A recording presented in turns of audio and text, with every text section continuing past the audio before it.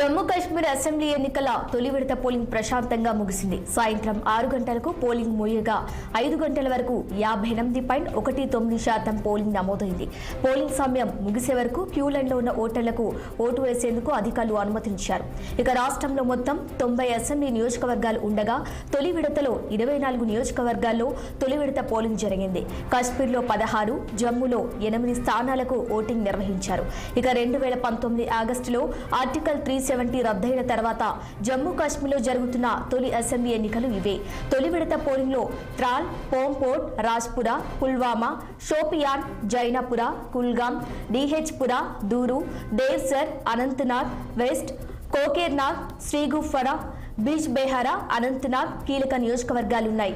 BJP, national conference, people's democratic party ప్రధానంగా ఈ ఎన్నికల బరిలోకి దిగాయి. ఇక ఎన్సీతో కాంగ్రెస్ జట్టు కట్టింది. ఆయా పార్టీల తరపున 219 అభ్యర్థుల భవితవ్యాన్ని బ్యాలెట్ బాక్స్లో ఓటర్లు నిక్షిప్తం చేశారు.